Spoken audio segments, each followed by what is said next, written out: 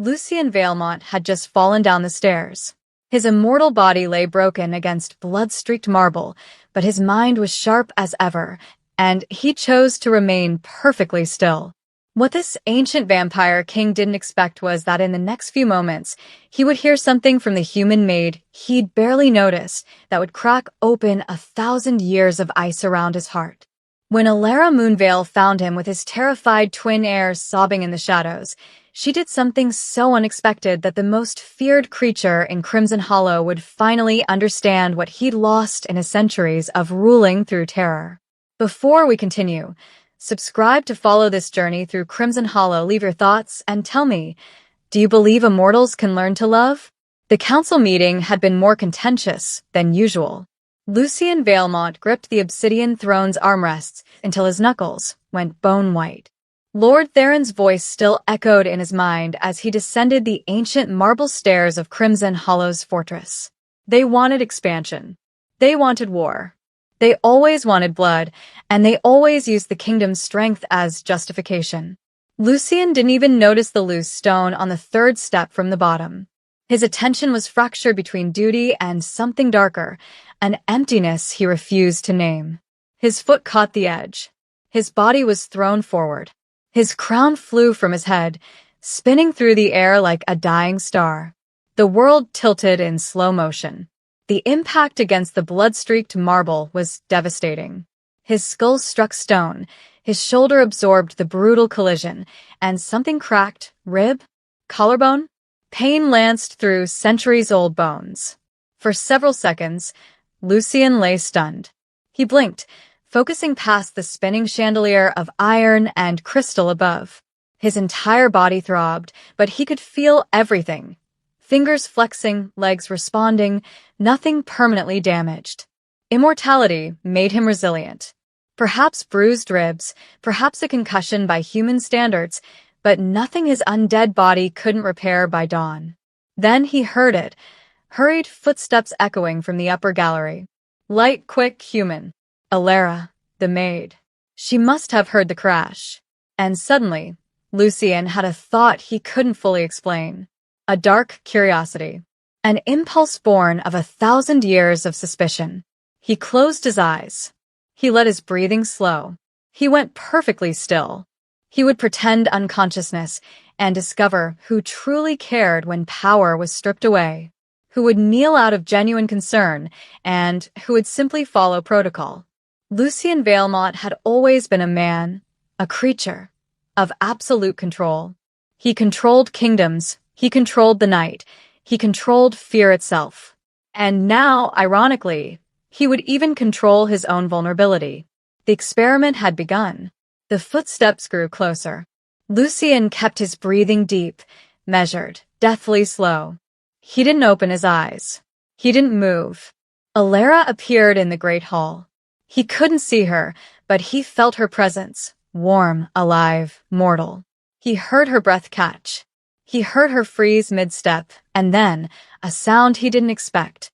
A sharp intake of breath, almost a gasp. "Your Majesty." Her voice trembled, cracking at the edges. Silence stretched. Lucien imagined her standing there, debating her next move. He waited. Each second felt like eternity. Then, high-pitched, terrified, the sound of children crying. The twins, Kale and Nyx, were with her. Of course, it was late evening. Since the Queen's death 3 years ago, most of the household staff had fled Crimson Hollow's oppressive atmosphere. Alara was the only human who stayed. She cared for his children because no one else would. Because no one else could bear to. Shush, little love. Alara's voice tried to steady itself, but failed. Stay back. Let me see your father. Lucien heard her footsteps approach. He felt her kneel beside him, the warmth of human blood so close to his still form. The children continued to cry, a piercing sound that cut through his chest in ways physical weapons never could. Your Majesty, can you hear me? Her hand touched his face, cool fingers against undead skin. Please, please wake up. There was something in her voice. Not duty. Not fear of punishment. Real terror. Alara placed trembling fingers against his throat, searching for a pulse she wouldn't find, his heartbeat only once per minute, imperceptible to human touch. There's something, she whispered to herself, relief and confusion mingling. He's still here. He must be. Kale began crying louder, not the cry of an upset child, but of existential fear. Nyx joined her brother, their small voices harmonizing in despair. And Lucien, motionless on the cold floor, realized something profoundly disturbing. His deception was about to reveal truths he might not survive. Alara tried to hold Kale against her shoulder while steadying Nyx at her hip, but both children, barely 3 years old, writhed against her, crying harder. Their small bodies were too much for her exhausted arms. She'd worked all day, cleaning halls the other servants refused to enter, preparing meals in a kitchen that echoed with emptiness, soothing children who'd learned to fear their own father. And now this. Calm down, my darlings, please, she whispered, voice breaking. I need to help him. I need to. But they sensed her panic. Children always did. Kale, Nyx, please.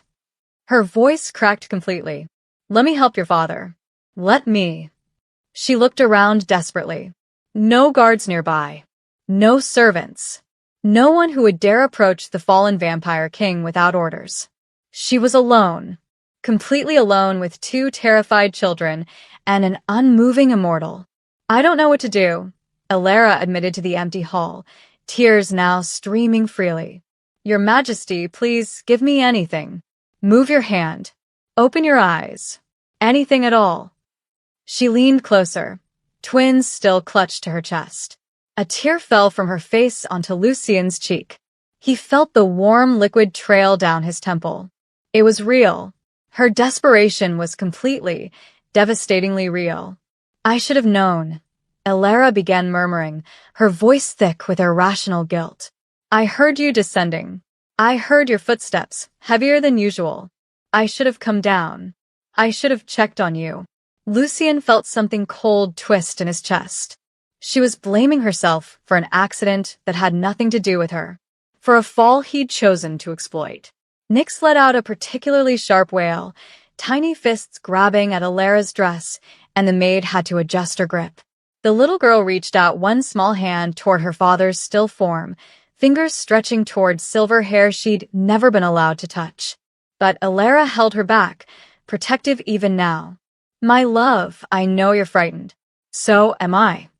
She pressed kisses to both their heads, trying to ground them through her own terror. But we need to be brave for Papa now. For Papa. Lucien registered the word. Not the king. Not His Majesty. Papa.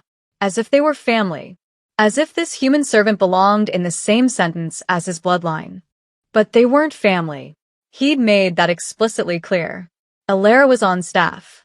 She cared for his children because that was her function. There was no intimacy, no bond beyond transaction. At least, that's what Lucien had always believed. I need help, Alara decided, her voice suddenly firmer. I'll call the guards. But where was the bell pulled? The nearest one was in the throne room. Too far. I'm going to set you down beside Papa, for just one moment. Just one. I promise. She carefully lowered Kale and Nyx to the marble floor beside Lucien's motionless form. Kale immediately began crawling toward his father, sobbing. His small hand touched Lucien's sleeve, tentative, terrified. Nyx remained sitting, face streaked with tears, eyes locked on her father's closed eyes as if willing them to open. Alara ran toward the corridor, searching for anyone, guard, servant, anyone who might help. But the fortress was silent, empty, built on fear, staffed by those who kept their distance. She returned moments later, breathless and alone. Alara collapsed to her knees beside Lucien. Tears flowed freely now, unchecked, uncontrolled. She pulled Kale back from his father's body. The boy was tugging at the king's coat, trying to wake him, and gathered both children into her arms. They didn't reach for their father. They clung to her. Kale buried his face in her shoulder. Nyx wrapped small arms around her neck. Both children are crying now not from fear of death, but from a desperate need for safety. And they found it in the human maid, not in the immortal king who'd sired them. Lucian felt something crack inside his chest, not a rib, not bone. Something deeper. Something he'd thought died centuries ago. "Please don't leave them," Elara whispered to Lucy in still form, her voice barely audible through tears. "Please don't make them grow up the way I did, wondering if they were ever loved at all." And in that moment, listening to a human woman weep over his deception while his own children found comfort in her arms instead of his, Lucian Valemont, ancient, powerful, feared, finally understood what it meant to rule a kingdom and lose everything that mattered. The fall had taken seconds. But what Lucian heard in the minutes that followed would take centuries to undo, if redemption was even possible for a creature who'd forgotten how to be anything other than feared. Elara Moonveil folded the last of the children's nightclothes with practiced efficiency, her hands moving through motions she'd repeated 1,000 times.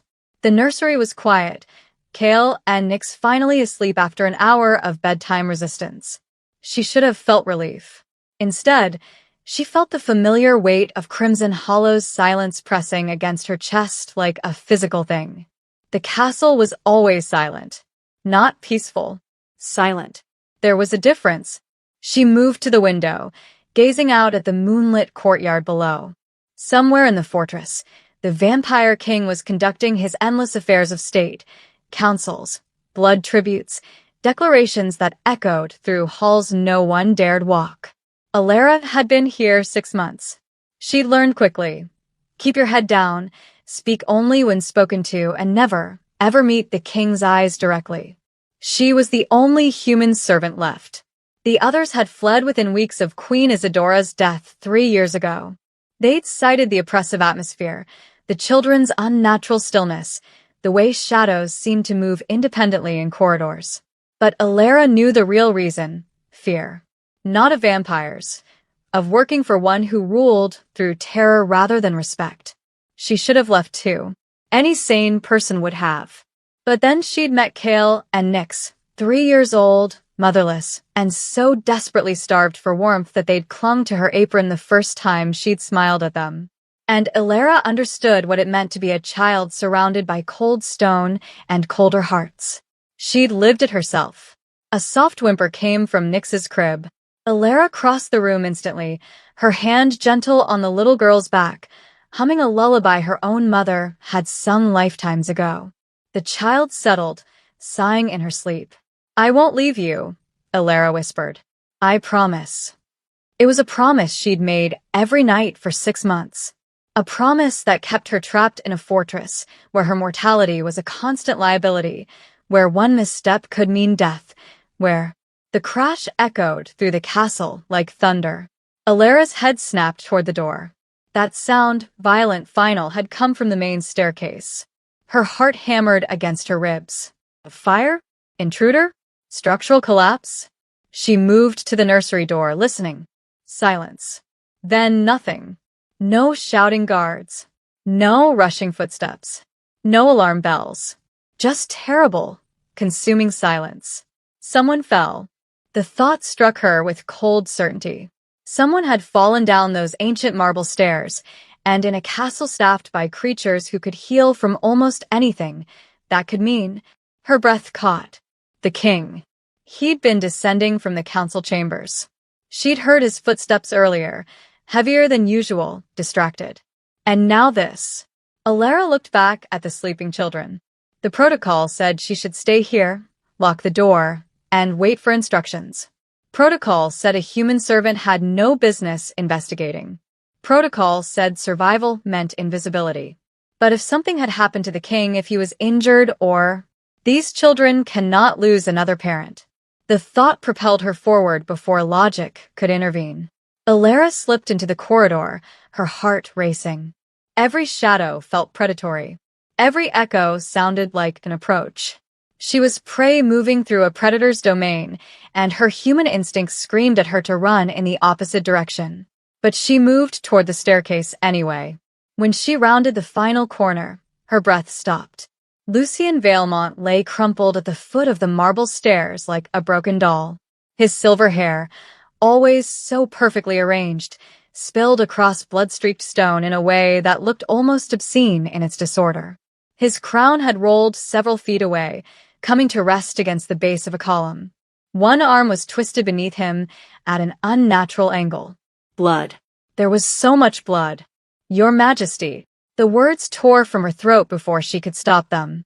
She stood frozen, every survival instinct warring with something deeper, something that looked at suffering and couldn't walk away. He was a vampire.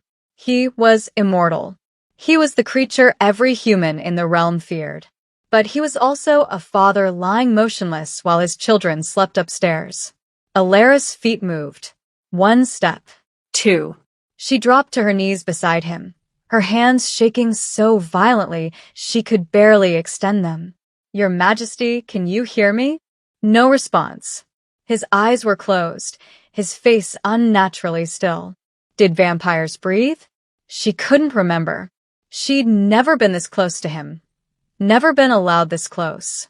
Her fingers found his throat, searching for a pulse she wasn't sure existed. His skin was cold, always cold, but was it death cold or undead cold? She couldn't tell. Panic clawed at her chest. Please, she whispered, the word breaking on her lips. Please don't be gone.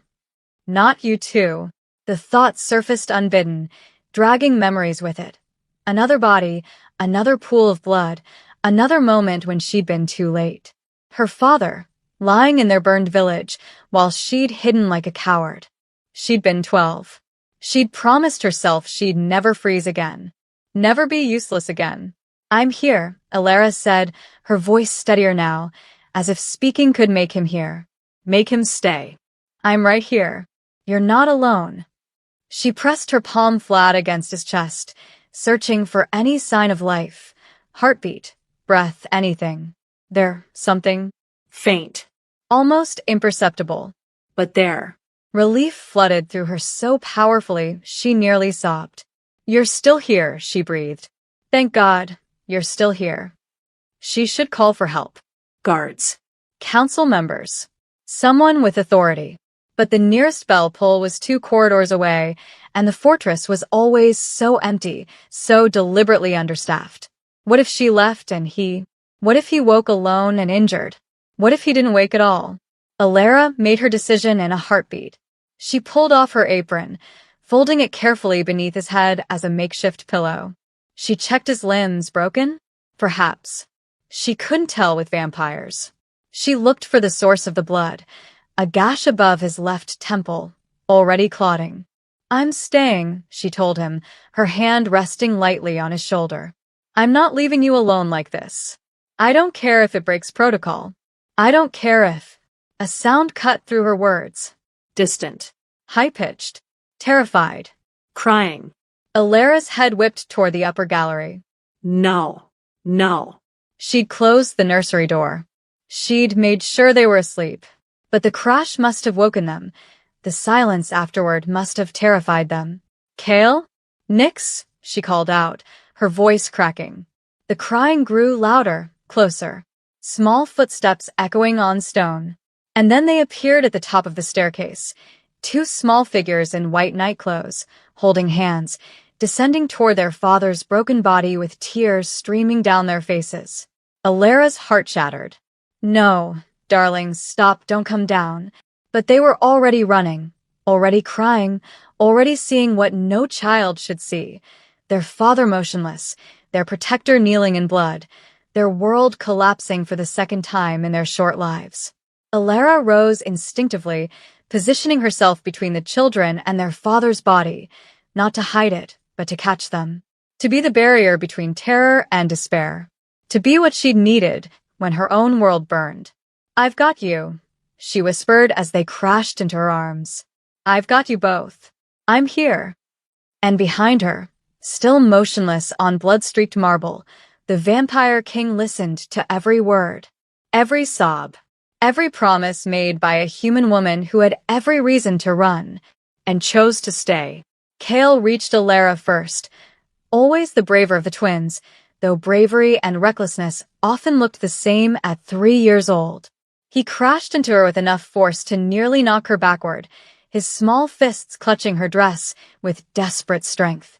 "Papa," he wailed, the word torn from his throat like something physical.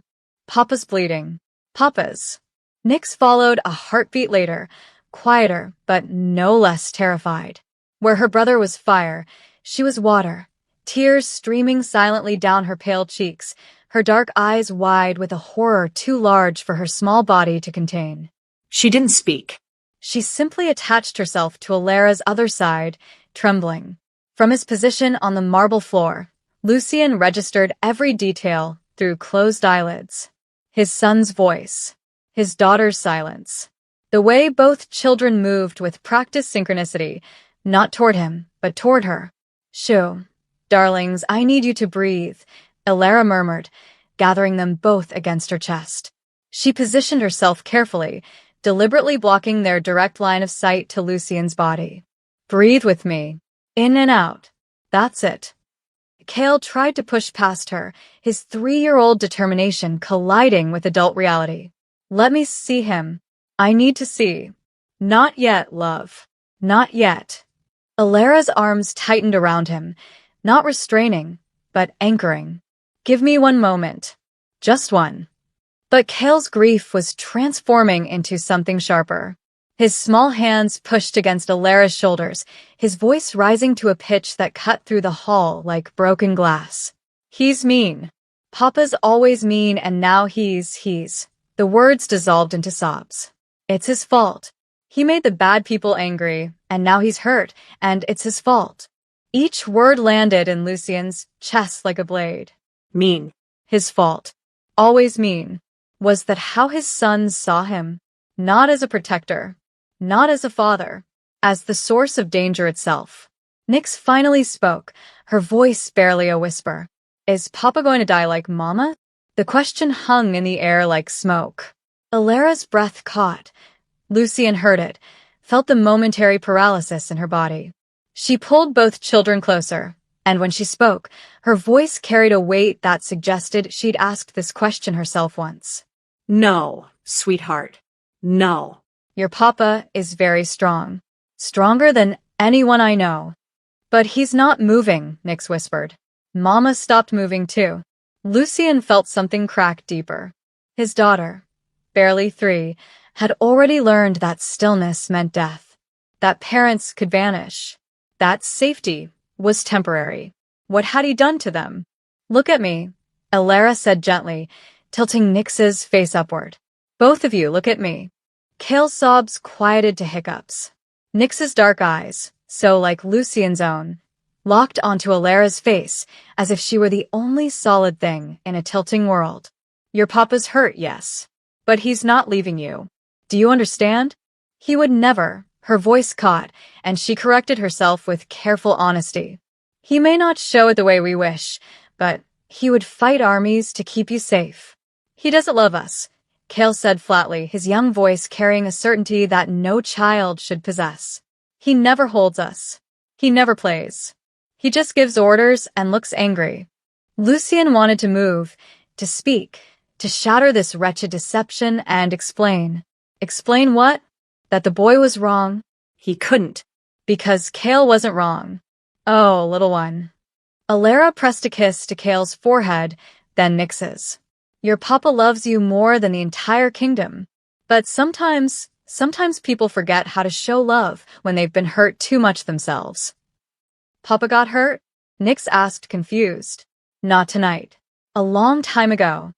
Alara smoothed the girl's hair with infinite gentleness. "When someone you love leaves, like your mama left, it makes your heart very scared.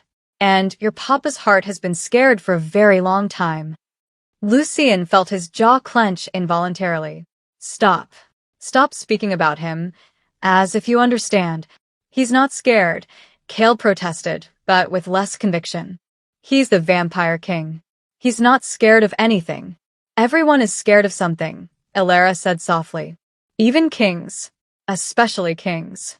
She shifted her position, kneeling fully now with both children cradled in her arms.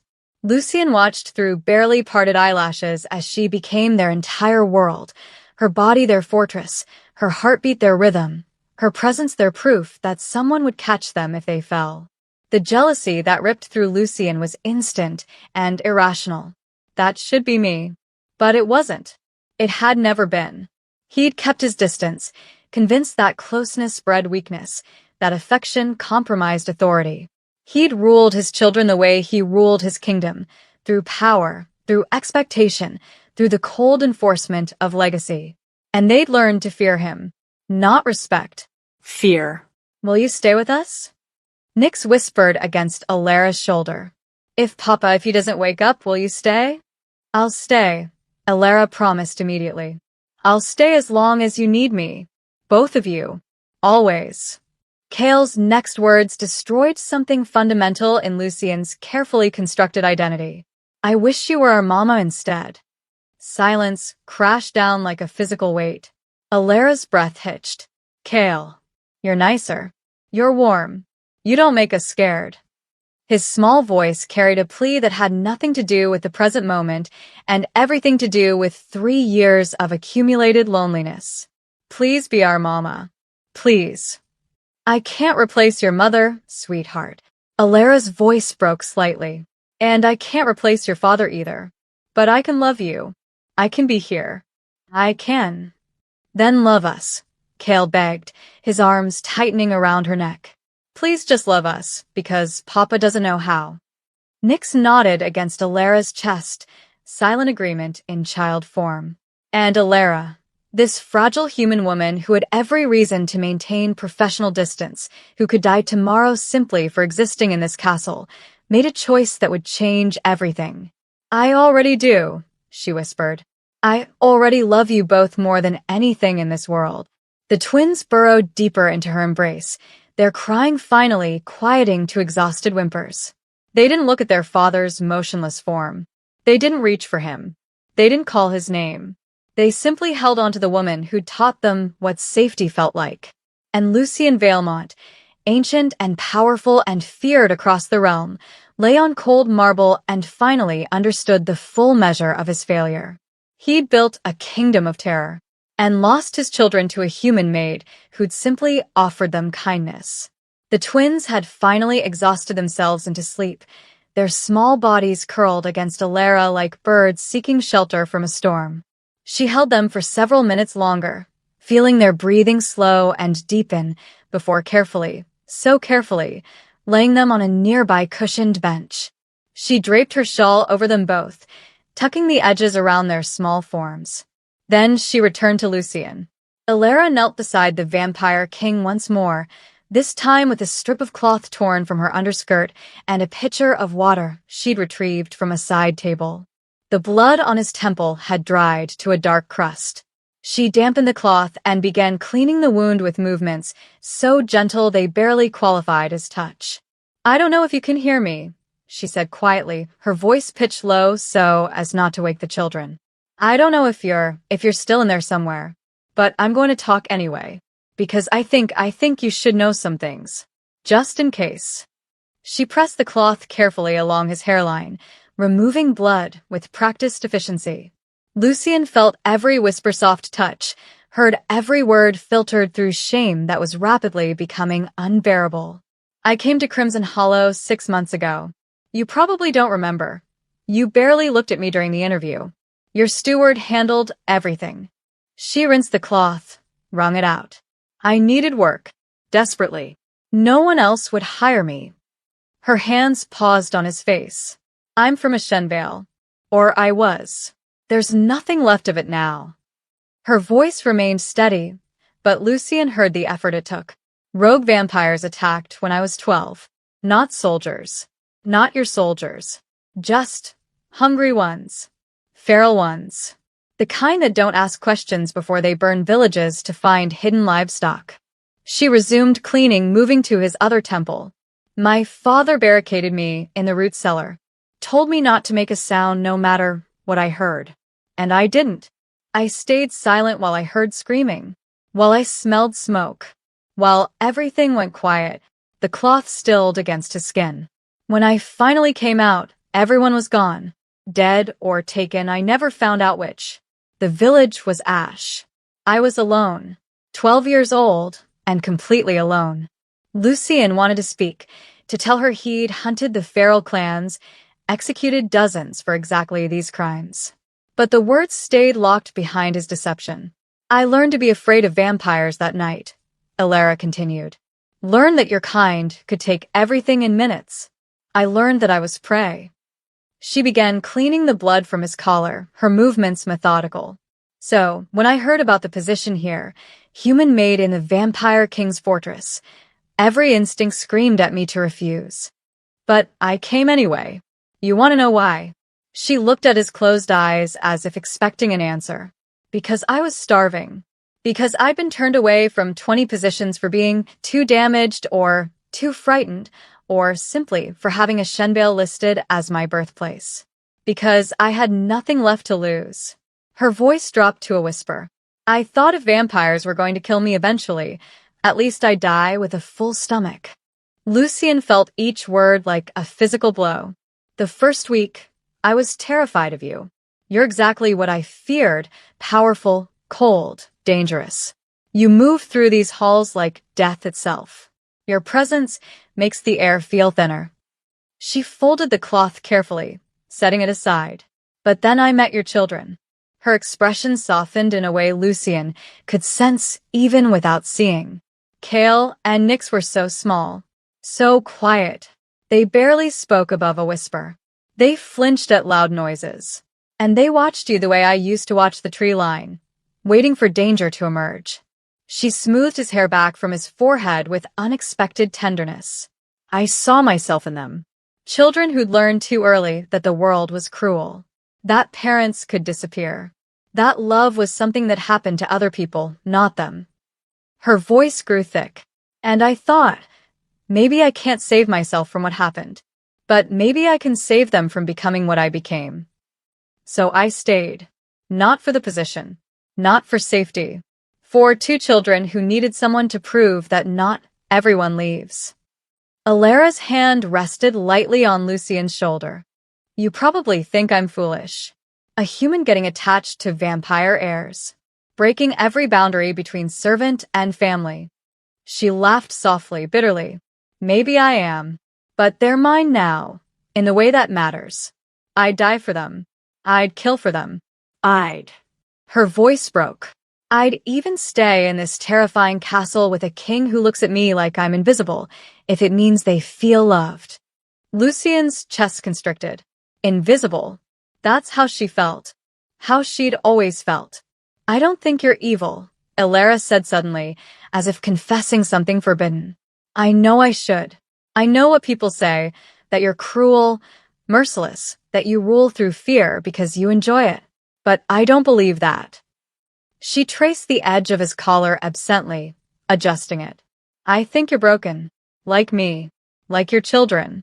I think you lost someone you loved and decided it was safer to never love again. Her fingers stilled. I think you push everyone away because you're terrified that if you let them close, you'll lose them too. And I think... Her breath caught. I think you don't know how lonely you've become until someone actually sees you. The silence stretched between them, heavy with truths Lucien had never admitted even to himself.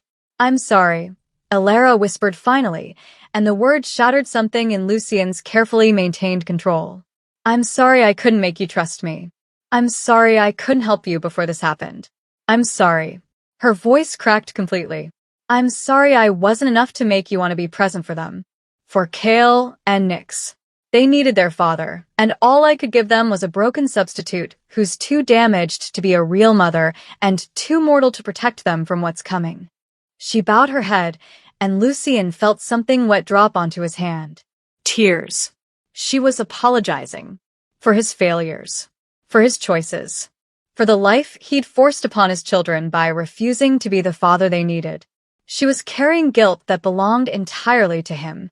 If you can hear me, Elara said, her voice raw and honest in a way that cut deeper than any weapon, please come back. Not for me. For them. Because they deserve a father who sees them. Who holds them. Who teaches them that love isn't weakness. She wiped her eyes with her sleeve, steadying herself. And if you can't come back, if this is the end, then I promise you, I'll raise them. I'll teach them that they're worthy of love. That their father was complicated, not cruel. That you did the best you could with a heart that forgot how to heal.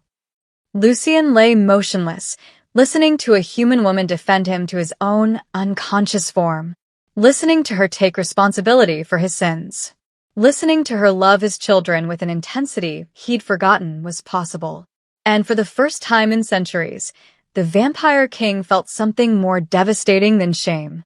He felt unworthy of the loyalty she was giving him so freely. Alara stood, wiping her eyes one final time, and made her decision. The king needed help. Real help. Healers. The council. Someone with actual authority to determine if his injuries were more severe than they appeared. She moved toward the corridor leading to the guard stations, her voice echoing through the stone halls. Help. I need help here. The words rang out, desperate and urgent. Then she waited, and waited. From his position on the floor, Lucien listened to the silence that followed. Seconds stretched.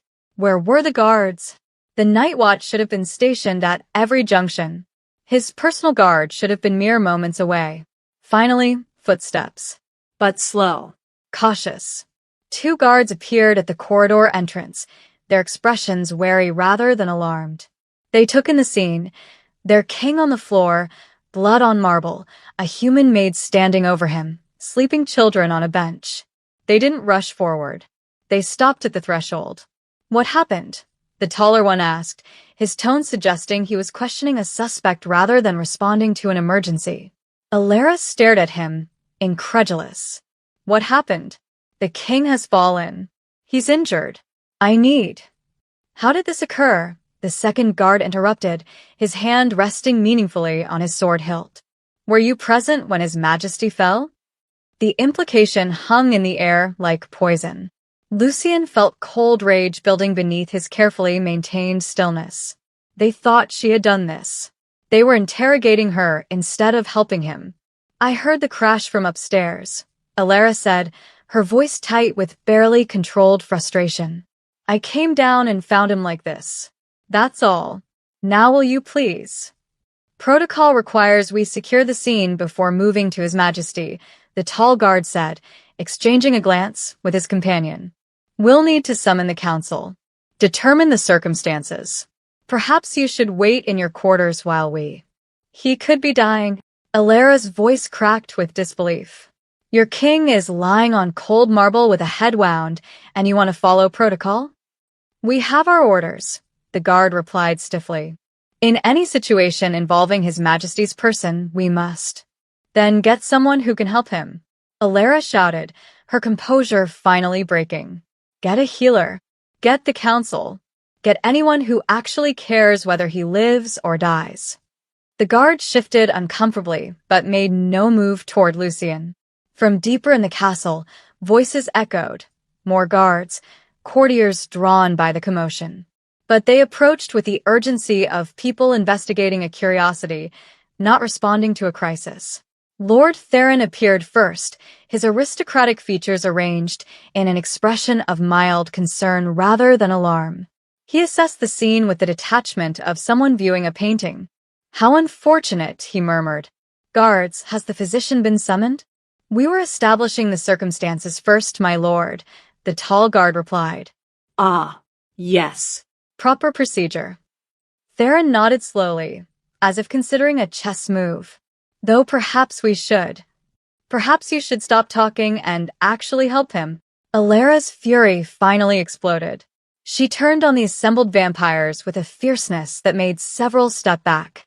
Your king, is lying on the floor injured, and you're all standing here like you're deciding whether to attend a tedious dinner party.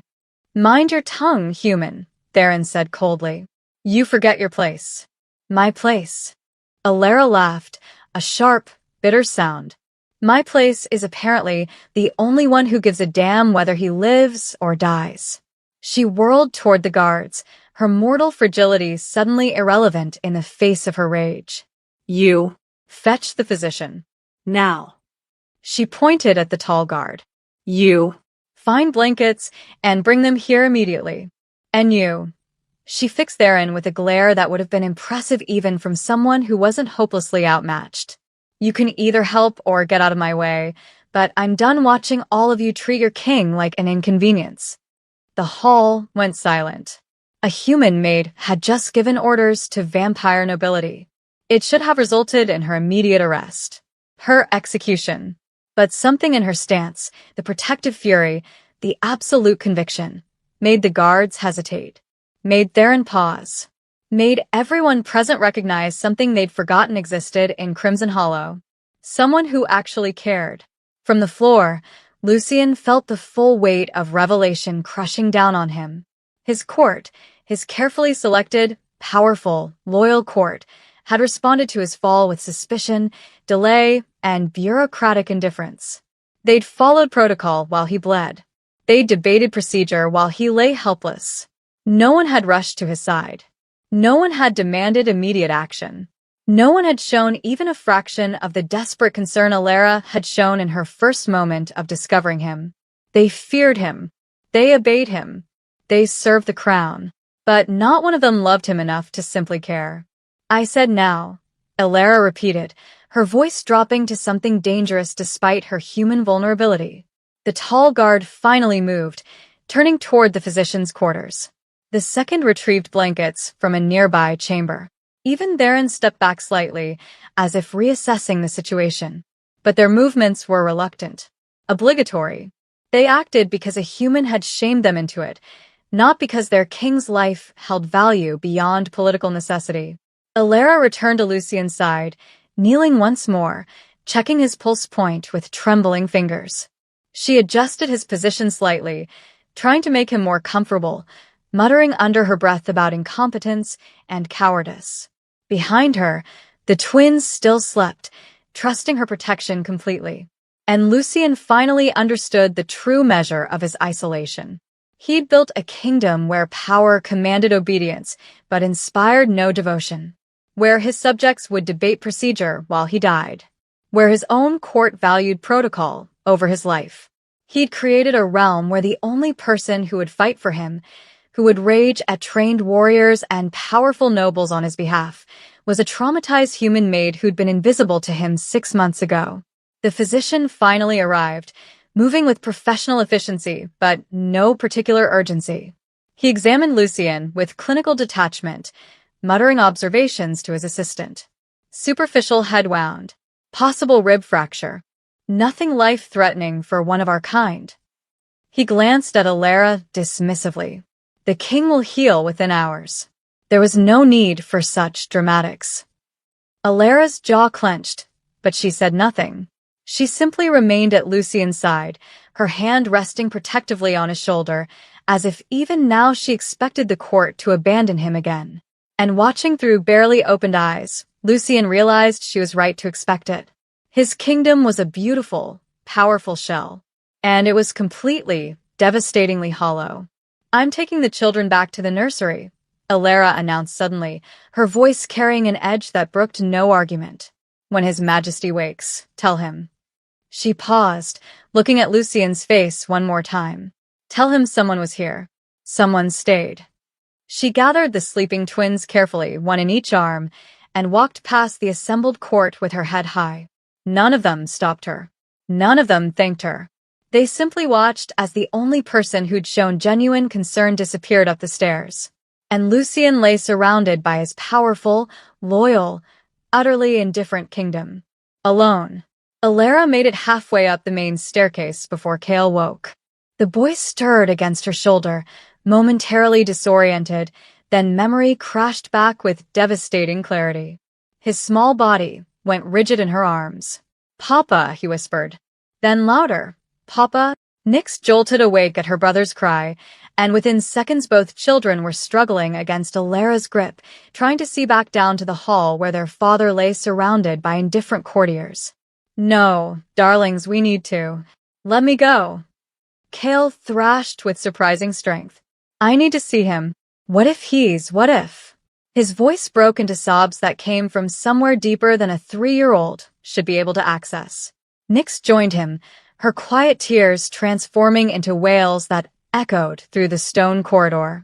Alara sank down onto the stairs, unable to carry them further, unable to calm them, unable to do anything but hold them as they fell apart.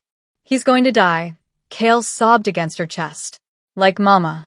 He's going to die and leave us alone, and I didn't even. The words dissolved into incoherent grief. Nyx clung to Alara's dress with white-knuckled fists. I want Papa. I want Papa to wake up. Please make him wake up. I can't, sweetheart, Alara whispered, her own tears finally falling freely. I can't make him. Then what good are you? Kale shouted, his grief turning sharp and cruel the way children's grief sometimes did. You can't save him. You can't save anyone. You're just a stupid human who… Kale. Alara's voice cut through his spiral, gentle but firm. She turned him to face her, holding his tear-streaked face between her hands. Look at me. Breathe. The boy hiccuped, his anger collapsing back into fear. I know you're scared, Alara said softly. I know this feels like your whole world is ending. But I need you to listen to me. Both of you. She gathered them closer, one child tucked against each side, and began speaking, not to comfort, but to tell them a truth they desperately needed to hear. When someone we love leaves, whether they die or just stop being present, we don't remember everything about them. We remember moments, fragments. Her voice grew thick. I was 12 when I lost my father. And you know what I remember most? The twins stared at her, temporarily quieted by the rawness in her voice. Not his face. Not his voice. I remember the feeling of his hand on my head when I did something good. I remember how he smelled like wood smoke and bread. I remember. She closed her eyes briefly. I remember the last time he told me he loved me. 3 words, spoken in passing, because he thought there would be more time. Tears tracked down her face, but she didn't stop. Children remember their presence. Not grand gestures or titles or crowns. They remember who held them when they cried, who listened when they spoke, who made them feel like they mattered more than anything else in the world. She looked down at the great hall where Lucien still lay motionless, surrounded by vampires who treated his fall like an administrative inconvenience. Your papa, her voice broke, steadied. Your papa is powerful, ancient, feared by the entire realm. But you won't remember any of that. Not really. What will we remember? Nyx whispered. The silence. Alara's answer came out raw and honest. You'll remember that he was always distant. That he never held you. That his love, if it exists, felt like something locked away behind walls you weren't allowed to breach. Kale sobbed quietly against her shoulder. And that will hurt, Alara continued, her voice growing fierce. That will hurt for the rest of your lives. Because children don't need powerful fathers. They need presence. They need to know that when the world falls apart, someone will choose them. Every single time. She addressed Lucien's distant form directly now, her words carrying across the empty space like a judgment. If you leave them, Lucien Vailmont, if you die on that cold marble without ever having truly seen them, they will spend eternity wondering if they were worth loving. If there was something wrong with them that made you keep your distance. If they weren't enough.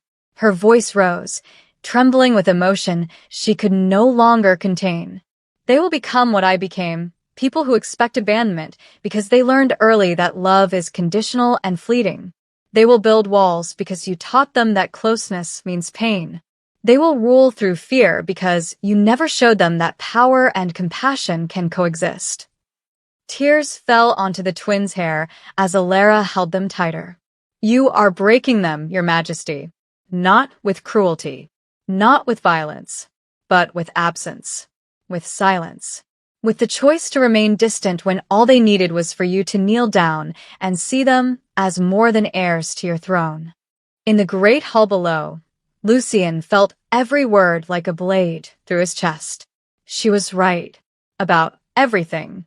His experiment, his calculated deception, had revealed exactly what he'd feared. That loyalty without love was hollow. That power without connection was meaningless. That he'd built a kingdom while destroying the only things that should have mattered. his children. He'd told himself distance was protection. That emotional detachment was strength. That teaching them to be self-sufficient was preparing them for a mortal life. But all he'd done was replicate his own trauma, pass down his own wounds, create another generation of powerful, isolated creatures who knew how to rule but not how to love. I failed you, Alara whispered to Lucy in still form, her voice breaking. I stayed here thinking I could fill the space you left. That my love could be enough. But it can't, because I'm not their parent. I'm just your everything. Kale interrupted quietly, his small hand touching her face. Your everything Papa isn't. The words landed like a final condemnation. Lucien lay among his court, listening to his son choose a human stranger over his immortal father. Listening to his daughter's silence speak louder than any accusation. Listening to Alara speak truths about generational damage and absent love that he'd spent centuries refusing to acknowledge. And he understood, finally, that his experiment had been cruel, not curiosity. He'd forced a traumatized woman to relive her worst fears, made his children believe they were orphans, created a crisis to satisfy a question he'd been too proud to ask aloud. Does anyone actually care? The answer was devastating in its clarity. One person cared. The one person he'd barely noticed. The one person who had every reason to hate his kind, and yet stayed anyway. Everyone else, his powerful court, his loyal guards, his ancient kingdom, had proven themselves hollow. And his children had learned exactly what he'd spent 1,000 years teaching them. That the vampire king was untouchable, unreachable, unloved. Lucien could not remain silent any longer. This had to end. Not because the experiment was complete, but because continuing it would make him exactly what Alara thought he wasn't. Evil. He drew a deeper breath, one that would be noticeable. Prepared to move. Prepared to face what he'd done and who he'd failed. Prepared to open his eyes and meet the consequences of 1,000 years of chosen isolation. Prepared, finally, to be seen. But Lucien didn't move yet. He lay still for one moment longer, not from deception this time, but from the weight of recognition. 1,000 years of existence pressing down on him with the force of judgment he could no longer escape. How did I become this? The question rose unbidden, cutting through centuries of carefully constructed justification. He'd been young once, mortal once. He'd known what it meant to love without calculation, to trust without testing, to be vulnerable without it feeling like weakness. When has that changed? He knew the answer, had always known it, buried beneath layers of deliberate forgetting. Isadora's death. Not the death itself, he'd experienced loss before, but the aftermath. The realization that immortality meant watching everyone he loved turn to dust. The slow understanding that caring was simply a countdown to inevitable grief. So he'd stopped caring. He'd convinced himself it was wisdom, maturity, the natural evolution of an immortal being who'd seen empires rise and fall. He'd built a philosophy around emotional distance. Attachment is weakness, isolation is strength, fear is more reliable than love. And it worked.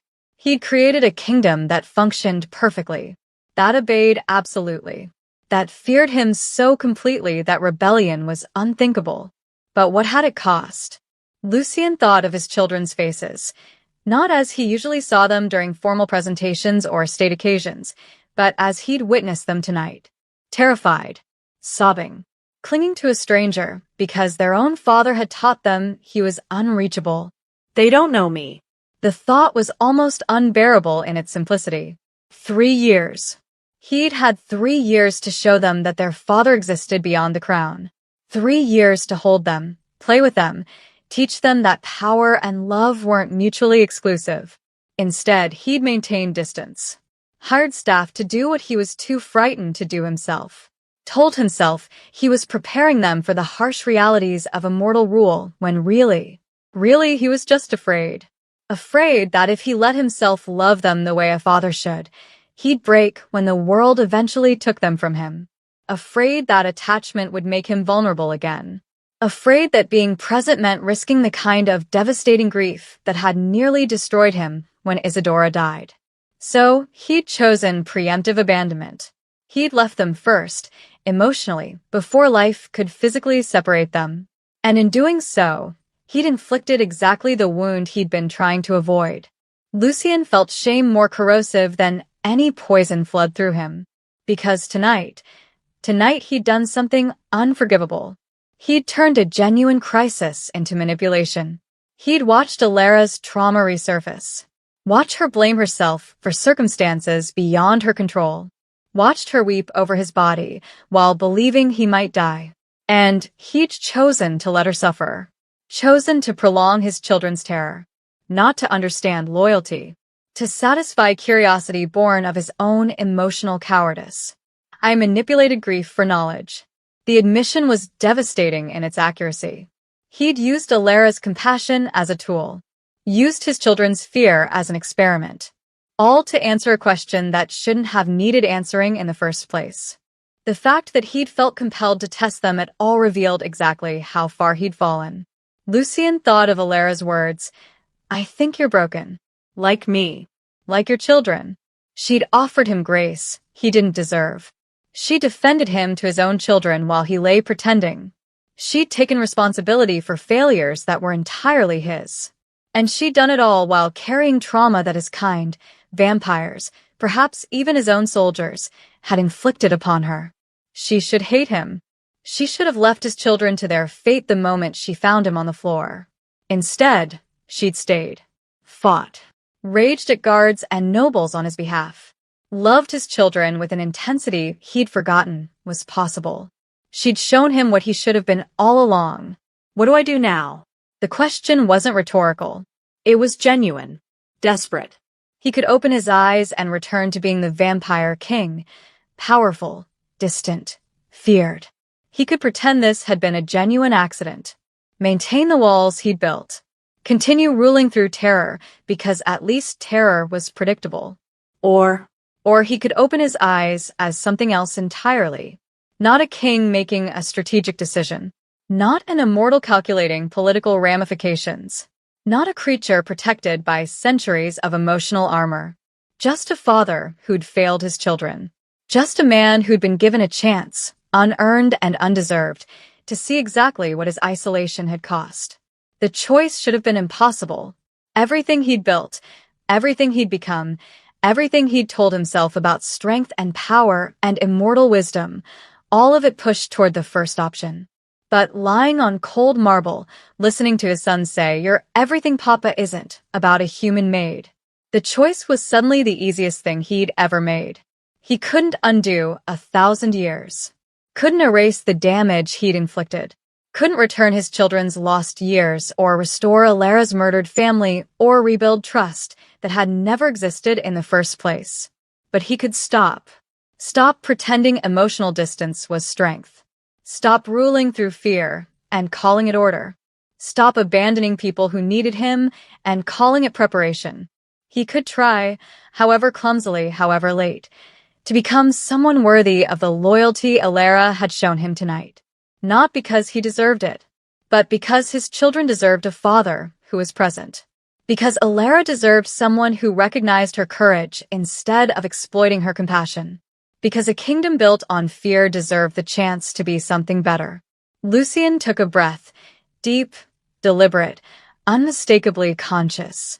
In the great hall below, courtiers fell silent. Guards straightened. The physician's assistant dropped something that clattered against the marble.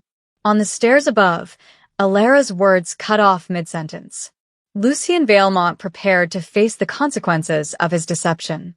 Prepared to see the fear in Alara's eyes when she realized he'd heard everything. Prepared to watch his children recoil from him once more. Prepared to be exactly what he'd spent 1,000 years avoiding. Vulnerable. He opened his eyes. And the first thing he saw was not his court, not his guards, not his powerful kingdom. He saw Alara on the stairs, both children in her arms, her face frozen in an expression caught between hope and terror. Looking at him as if she'd just witnessed either a miracle or her own death sentence. Perhaps both. "I heard everything," Lucian said quietly, his voice carrying through the sudden silence of Crimson Hollow. And the carefully constructed world of the Vampire King began, finally, to change. Alara couldn't breathe. The Vampire King's eyes were open, silver irises catching torchlight, ancient and aware and fixed directly on her. Alive. Conscious. And he'd just said, I heard everything. Terror crashed over her like ice water. Every word she'd spoken. Every confession.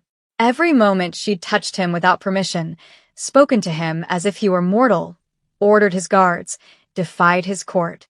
Every single violation of protocol that should result in immediate execution. Her arms tightened instinctively around Kale and Nyx, as if she could somehow shield them from what was coming. The children had gone completely still, their small bodies rigid with confusion and fear. Your Majesty, her voice came out strangled. I didn't. I thought you were unconscious. Lucian sat up slowly, wincing slightly as his ribs protested. You thought I was unconscious. Or dying. And you stayed anyway. It wasn't a question.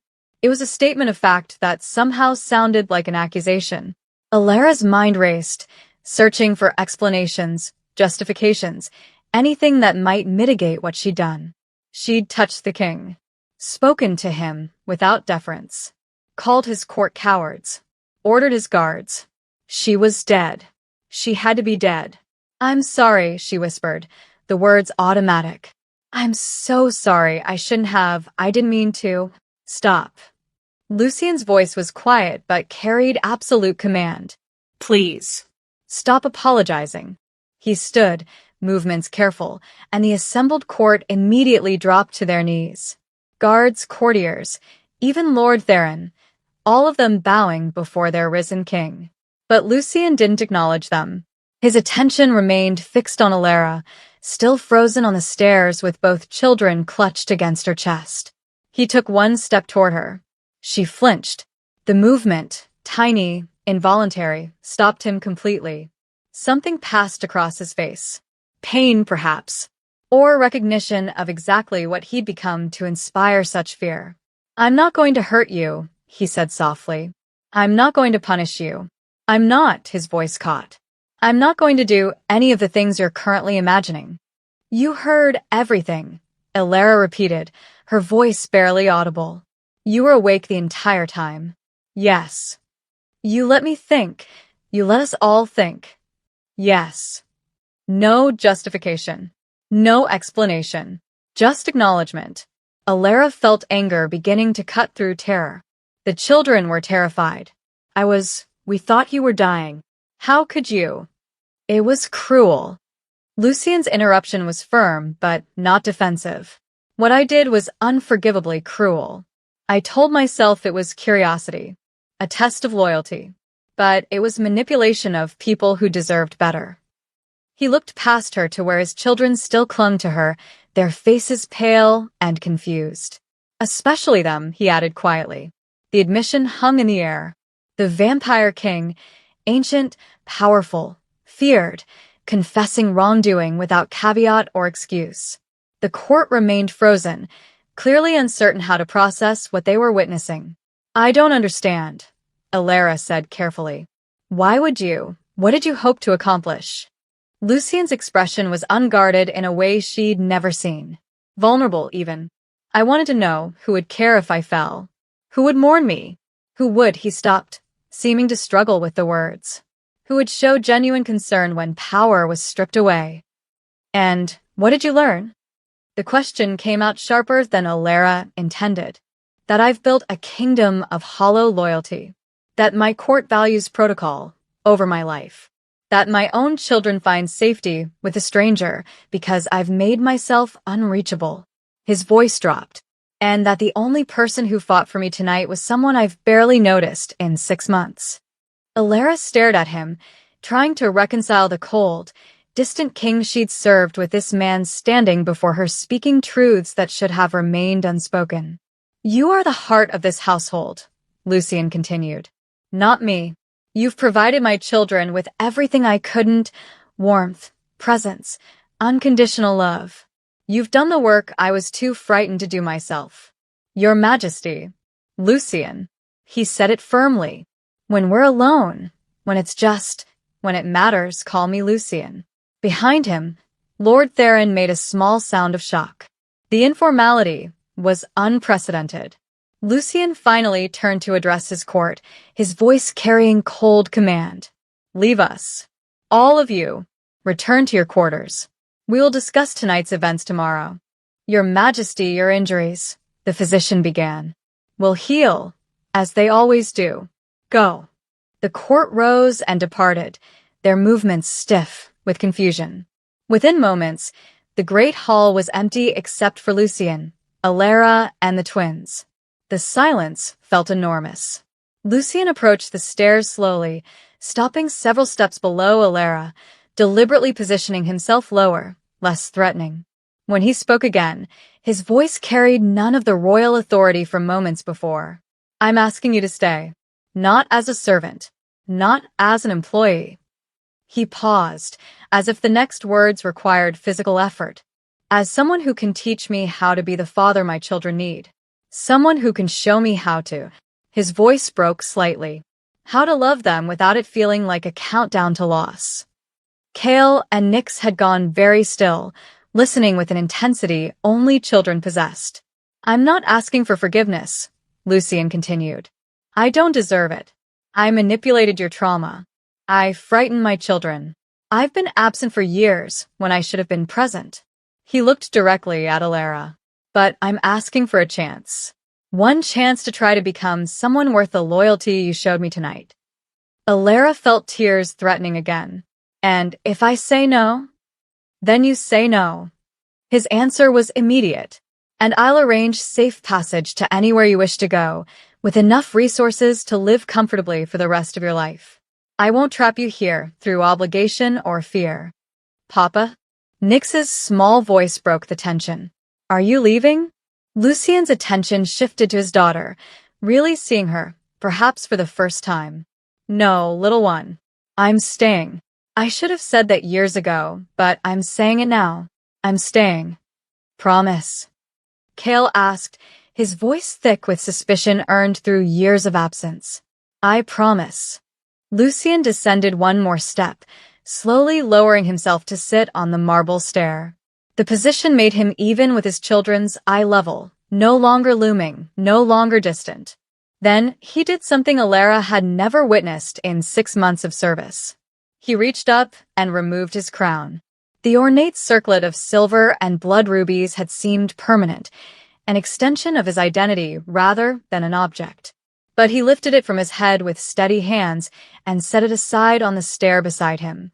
I'm not asking you to trust the Vampire King, he said quietly, looking at all three of them. I'm asking if you'll give your father, he looked at Alara, and your friend, a chance to learn how to do this right. The vulnerability in his posture, his words, his very presence, was staggering. Alara looked down at the children in her arms, at Kale's cautious hope, at Nyx's trembling uncertainty, at two small beings who desperately needed their father but had learned not to expect him. And she made her choice. I'll stay, Alara said quietly. But not because you're the king. Because they need you to try. She gestured to Kale and Nyx, still clutched against her chest. And because I think, despite everything, you might actually mean it this time. Lucian released a breath he hadn't realized he'd been holding. Thank you. Don't thank me yet. Her voice carried steel beneath the exhaustion. Prove it. Every single day. Starting now.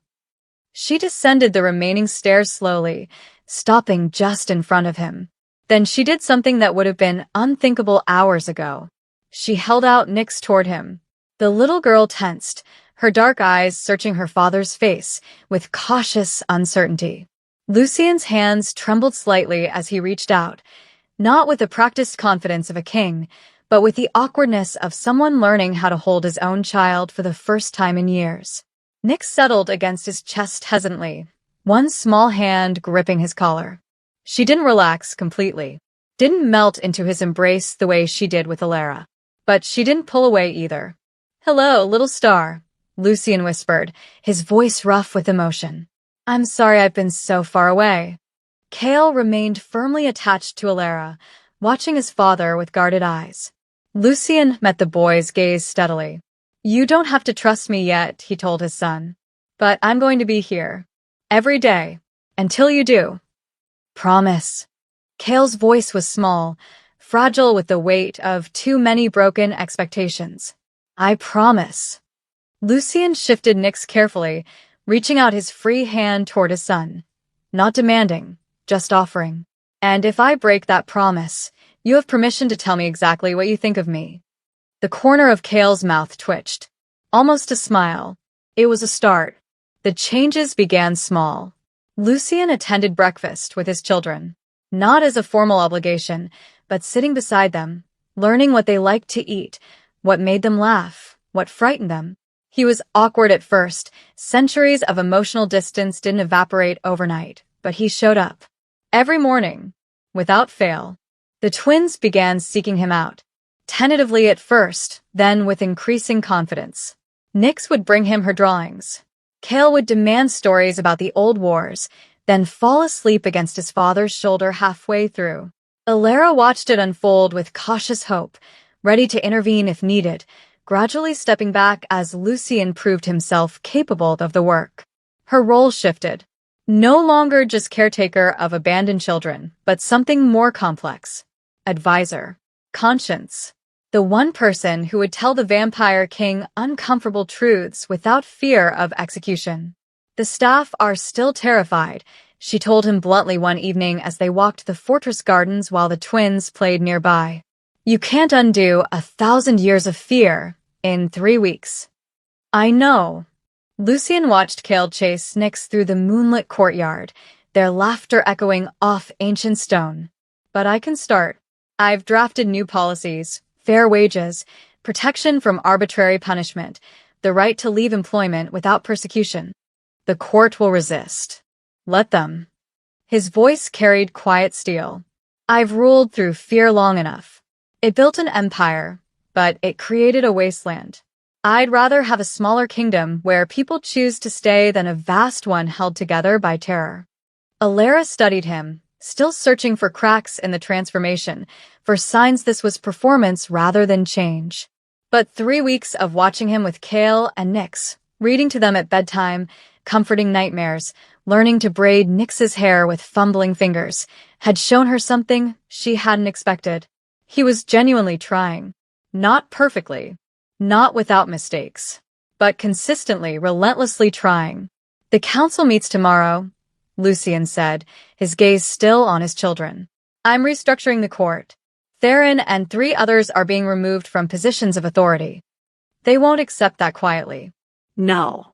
But their loyalty was always conditional, built on power, not principle. He finally looked at her. I need advisors who understand that strength and compassion aren't opposites. People who won't simply tell me what I want to hear. Alara raised an eyebrow. And you think those people exist in Crimson Hollow? I'm looking at one. She froze. What? I want you on the council. Officially. His expression was serious. Not as a token. Not as decoration. As an equal voice with authority to challenge me when I'm wrong. I'm human. The court would. The court will adjust.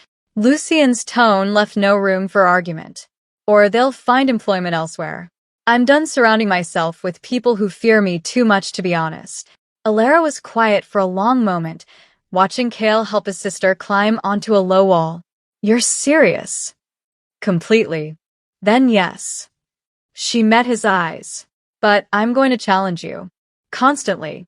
You realize that. I'm counting on it. The changes rippled outward in ways both subtle and profound. Servants who'd moved through halls like frightened ghosts began speaking in normal tones. Guards relaxed fractionally at their posts. The oppressive silence that had defined Crimson Hollow began lifting. It wasn't a transformation. Not yet. But it was a movement. Away from fear. Towards something that might eventually resemble trust. Lucian stood at his chamber window one night, unable to sleep, not from torment this time, but from unfamiliar contentment. Below, the fortress was quiet, but no longer silent. He could hear distant conversation from the guard station, laughter from the kitchens where staff prepared tomorrow's meals. Life. The castle felt alive in a way it hadn't in centuries. He thought about immortality, the gift and curse he'd carried for 1,000 years. He'd spent centuries believing that distance was survival. That emotional detachment was the only way to endure watching everything he loved turn to dust. But lying on cold marble listening to his children sob while clinging to a stranger that had taught him something he'd spent centuries refusing to learn. Immortality without connection wasn't life. It was just existence. Empty, hollow, pointless. Real life, the kind worth living, required vulnerability, required risking the pain of loss, required choosing to love even knowing that love would eventually break your heart. His door opened quietly. Kale and Nyx padded in wearing their nightclothes, Nyx carrying her favorite blanket, Kale clutching a wooden sword Lucien had commissioned for him. Nightmare? Lucien asked gently. Nyx nodded. Kale said nothing, but his presence answered clearly enough. Come here, then. They climbed into the massive bed without hesitation now, a ritual they'd established over the past 2 weeks. Lucien settled between them, one small body on each side, and began telling a story. Not about wars or conquest, but about a kingdom learning to choose compassion over fear. About a king learning to be a father. Halfway through, both twins fell asleep.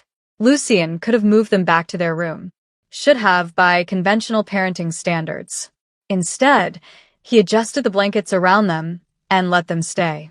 Because this moment of simple, quiet presence was worth more than any kingdom he'd ever built. Worth more than 1,000 years of power. Worth everything. The vampire king still ruled Crimson Hollow, but the fortress no longer thrived on fear. It thrived on something more radical, more dangerous, more powerful than terror had ever been. Hope. And in the nursery where 2 small children slept peacefully, in the councils where human voices now carried weight, in the halls where servants no longer walked in silence. The experiment that had begun with deception ended with truth. The truth that real strength requires vulnerability. That real power required compassion. That immortality, without love, was just another form of death. Lucien Vailmont had finally learned what it meant to live. Not as a legend. As a man learning, every day, how to deserve the loyalty he'd once taken for granted. How to earn the love he'd almost destroyed. How to be worthy of the second chance he'd never thought to ask for. And in the quiet moments between duty and fear, between power and presence, Crimson Hollow became what it had never been in 1,000 years. A home.